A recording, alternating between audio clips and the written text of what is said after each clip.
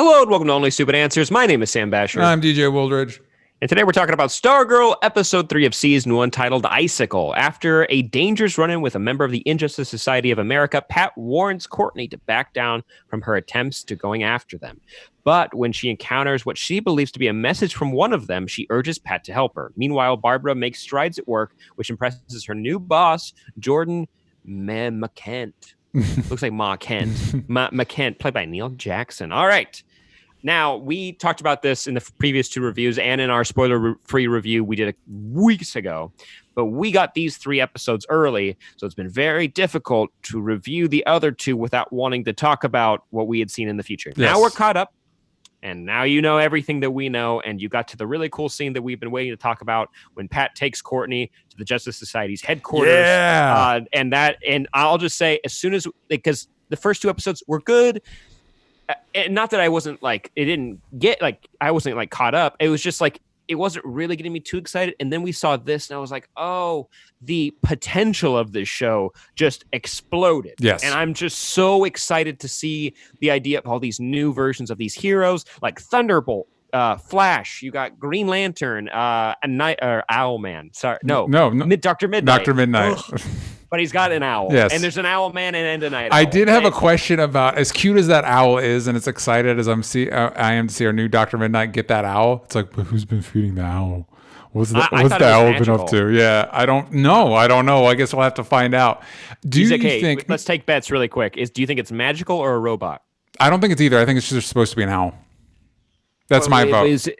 But it was just in that room. Maybe it flew out to get rats or something. I don't know. I think it's just magic. I think it's just supposed to be an owl, but I do not to get too wrapped up in this one aspect of it. So the episode, just again, spoilers. We're assuming you've watched the episode. If you haven't watched the episode, go watch it and then watch a review. It ends with her, Stargirl, taking all the items, and I do love the setup of her passing these icons, the mantle of these heroes off to new people. And it's something I really wish we would do. I think I even mentioned this in our original spoiler-free review. It's something I wish we would do in the comics, because it's better than like these fossils from World War II still fighting crime for whatever reason. Like, let them pass the mantle on. Like, that's part of the power of the Flash and Green Lantern and all that stuff. Is there any reality that we actually get a version of the Flash on the show or a version of Green Lantern on the show? More version of Green Lantern. That would actually surprise me more, I think. Green Lantern would be cool. We saw Courtney take the lantern. Yes. I threw out on our Discord, which you can join over at patreon.com/onlystupidanswers. By the way, I do want to read a review from last week's episode in just a second. But on our Discord, I threw out the idea it would be fun if, like, because Bart Allen was taken in by Jay Garrick and Joan Garrick in the comics and was kind of raised by them a little bit in the present day when he came back from the future. The idea of Bart Allen taking on a costume akin to that would be cool. Someone also threw out Jesse Quick would be a really good one because she was on the Justice Society. Yeah. And she's not, we don't know what her deal is on Flash right now. On Flash right and now. Also, and it would maybe be an answer to like what happened to her character. But anyway, I also got some ideas. I love those ideas. Bart Allen, I think, I love Impulse. He's one of my favorite Flashes because he was the teen sidekick to Wally West, who is my favorite Flash. And he would be a character that at this point I feel like would be really complicated to do or redundant to do in the Flash show, because he'd either be too much like XS or too much like Wally. Like, there's not really a reason for him to exist in that show. So maybe having him show up in Stargirl would be really cool. And I think, as much as I like the kind of unique take of Teen Lantern's abilities in the Young Justice comic currently, it would also be kind of cool if she just gets handed the lantern from Alan Scott, or Alan Scott's one of the few Justice Society members whose kids are like also well-established heroes. I believe it's Jade and Obsidian. And so maybe they could show up, especially since Obsidian is one of the early examples of a queer character in comics. So that would be, both of those characters are really cool and be really cool to see. And I'll just throw this out there. I still want to see Kyle Rayner. Just as a side note. You're not going to get him. Not no, yet. I know. By the way, I wanted to read a review from last week's episode that we did when we dove into episode 2. This is from Tubes the One. Yes. I enjoyed the episode a lot. I especially love seeing Courtney and Pat's relationship sort of bloom a bit more. I love Courtney's very do the right thing, take action attitude. It's very refreshing to see a hero that's good for goodness sake instead of a tragic reason. And I love how Pat is slowly coming to terms with the fact that he probably wasn't treated as important as he thinks, and is taking that into his own hands with his stepdaughter.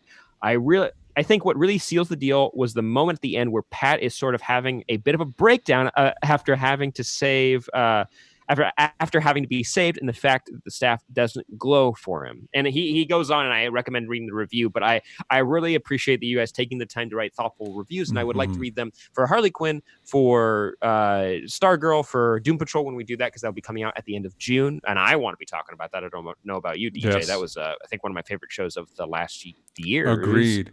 So the other big thing, that's the title of this episode, is Icicle, and I think I talked to you, Sam, prior, that when everybody's like, we find out Icicle is the leader of the Injustice Society, and you're like, Icicle? You've got a guy that can move things with his mind and read minds, and you've got a guy that's literal magic, and you've got a giant zombie, and of all of those people, the ice dude is the one that is the leader. And then he shows up and he immediately just starts murdering everybody, and you're like, okay, all right, he's a threat. Yeah, it's more like, yeah, there are more powerful people in the team. They're just not willing to do what he's doing, and which is anything and everything. Merciless. Yeah. And by the way, we had a comment from CJ in our last video that the reveal that possibly Icicle was Courtney's dad, and I like the idea of like wasn't that the pitch for Young Avengers, was like they're all sibling or the children of villains, and also that was a part of the thing for the Young Avengers comic, but it was also a big plot point in the first season of Young Justice. Oh yeah, and that was pretty cool. But with this episode, you see that Icicle has a son who is at Courtney's school, but also we see the death of his wife, Icicle Jr.'s mother. It is Icicle Jr., isn't it? It's Icicle Jr. Yeah. You need the younger ones. You need the younger kids to fight. And of course, him and Courtney are making googly eyes at each other. Mm-hmm. And I was having trouble keeping track of attractive, pretty boys. Sorry, I felt weird saying attractive because they're kids. My bad. The actors are adults. The actors are adults. They are, but let me say they're pretty boys. Yes. That's what I mean specifically. I got confused with the kid, the Misfit table kid, and then this guy. Yes. And I thought they were the same, and I thought the fun reveal would be that this guy, Icicle Jr., would become Our Man, because I know there's going to be an Our Man, and I thought it was the kid at the table, and I got confused. Yeah. I watched the episode twice, and I was like, wait, what? I'm going to watch it now, and now I'm not going to see any similarities between them, but for some reason, my brain... Right then, no, I don't blame you at all. It totally makes sense that we kind of get confused.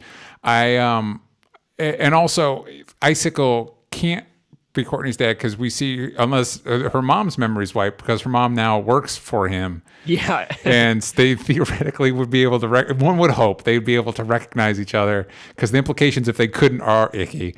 And I don't like the mystery around Courtney's dad. I've been kind of open that like The Last Jedi is not one of my favorite movies, but one element I did really like about it was they're like, yeah, race parents don't matter.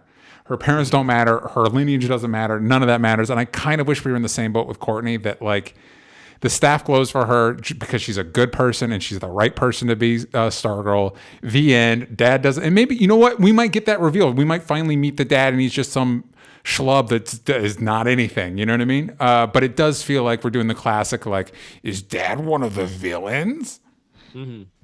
I mean, and hey, let's see what they do. Yeah. You know, like, let's see how it plays out. I'm very open to seeing how this show progresses because, like I said, the tease at the end when she picks up all the Justice Society gear, I did not see them doing that in the way, and it makes sense. And I'm excited to see what they do with those trinkets. By the way, I was mentioning this, I think, in the last review or the previous one about the goals of the Injustice Society of America. And in this, it becomes pretty clear that, like, Icicle's been visiting towns and like learning about America and like the downfall of the American way. Yeah. And it's like, it's the opposite of Superman's Truth, Justice, and the American Way. It's very, we don't really get political on this channel, but it feels very like Make America Great Again. Yes, it feels very very similar to that. And also just look at Icicle. Yeah. He looks like he looks like Hitler's dream. Yeah. He looks and I think they're speaking. I feel like it's meant to be a tease that it's like German. It sounds more like they're speaking like Danish or Swedish or something like that. Like it's. I'm not good with languages, so I couldn't tell. I'm not good either. I couldn't hear. There wasn't like a clear indicator of what the language is. So if you know, please let us know in the comments down below. Hopefully, we'll see the comment before the next episode comes out. But you get the vibe that he is restructuring America, possibly using this small town as the blueprint of like, look at what America could be. We used to be like this, and I see it, and I like that as the reason for the Injustice Society being here. There's probably more reasons, but the idea that they have set up shop here and they're testing out their blueprint for the perfect America, which is kind of scary. Yeah. I like it. I think it's a cool pitch. I mean, I've just never seen something like that before in a show. Yeah, and I think it's cool too, because it makes the threat very tangible and also explains some of like the weird Stepford vibe going on in Blue Valley. You reminded me of that weird retro vibe Blue Valley has. Something that was weird to me in this episode is when Pat looks at his kid, who, by the way, I think the kid's also going to be, the mom's going to be, because we see, and the character has a name, and I can't remember right now, but we see in the flashback in the first episode that there's a female member of the Injustice Society. And I'm like, what are the chances that Pat's son that's his mom? But anyway. That'd be kind of cool. And it might help set up that, like, if Courtney starts getting close to Icicle Jr., Pat will be like, no, heroes and villains, it doesn't work out, I'm telling you. But when Pat goes to his son and he's like, you're going to get a paper route. And I'm like, what year is this? Like, is that something we're going to find out in the next episode, that like there aren't paper route? Also, adults do that from their car. Like, what are you talking about? Yeah, this guy in a van drives by with his buddy and they toss papers at us. Yeah. He doesn't even slow down. Yeah, it was such a weird anachronistic, like it just confused me so much. I mean, I think it kind of like plays into this, and I like the idea that like I think I'm diving a little too deep because of like we watch all the CW shows and stuff, but like when they set up that this was Earth 2's always been like this weird retro time capsule of the 50s, but I like that it's like, it's weird. Like there's something about this that is supposed to be upsetting or unsettling, upsetting. So I'm excited to see how it unfolds. Like there's a lot of ground, like a place setting that they did in this episode in particular, with the way that the Injustice Society functions, where it's like, man, I really hope we get to see what like the Wizard's like, and it's like, that's too bad. Yeah, both the young version of him and the old version of him are they're dead. Done. I thought they were setting up this whole subplot where like Courtney tells him the magic trick works, and she's setting him up to be embarrassed because he, his magic trick doesn't work. And no, none of that mattered. He ends up getting like run over by a bus, right? Yeah, they're on a bus, and I think it's like a truck coming the other way. Okay, so what did you think, before we wrap up, what did you think about Icicle not only taking out the sun, but immediately taking out, what is it, the Wizard? Is that his title? Yeah, I think it was the Wizard. And you guys, please correct us in the comments, but please be nice. Yeah, and takes him out. Which, I think that was super effective when he just grabs the wand. That was the most harrowing moment of Icicle for me, when he just grabs the wand and it's like, oh, he's done. This isn't like Mr. Freeze. You just have to thaw him out and he's okay.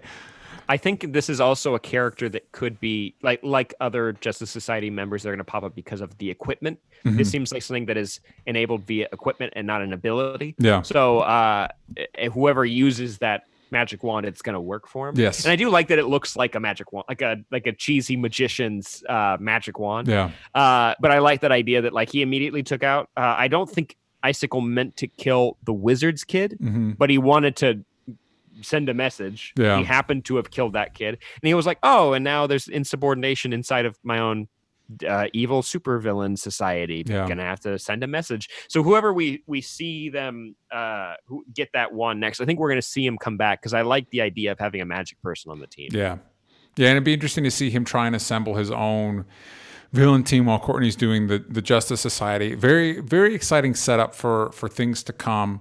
What would you rate this episode?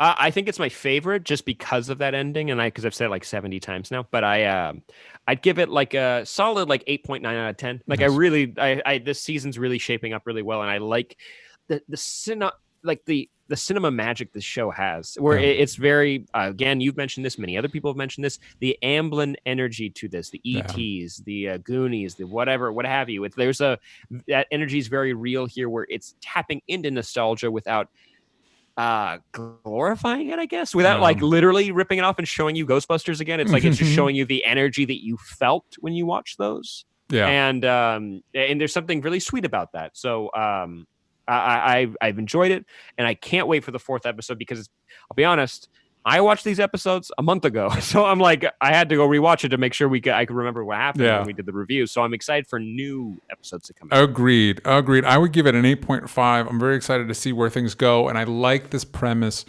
of giving, and I've said this before, giving the Justice Society members updates with younger characters, because there isn't, I think, like there are people that love the Justice Society, but I think for general audiences, there's not like a lot of like diehard Dr. Midnight fans. And so there's a lot of opportunity, like Jeff Johns did with Blue Beetle, where you can take a character and revamp it in a way that's more meaningful to modern audiences. And I'm excited to see them do that. And I kind of hope it's successful and we can see it in the comics, because I think there's a lot of potential in the Dr. Midnights and Hourmans and whoever has those mantles for those characters to live again. And as much as we struggle, comics creators struggle to create new heroes, there is this like weird little window where you could just take something that is vaguely remembered and rework it in a way that makes it pop into something that's really popular. And I hope we see that here, and I'm excited to see what happens next.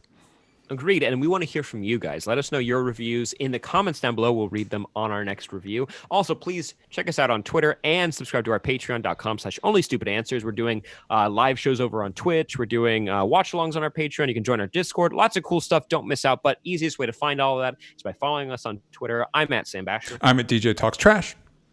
And then you can follow Only Stupid Answers on Twitter. At Only Stupid Answers. Yeah, got the bells from Stupid. Bing, bang, boom. Please check it out. Like, subscribe. That way more people can see these videos, and we'll see you guys next time. Bye-bye.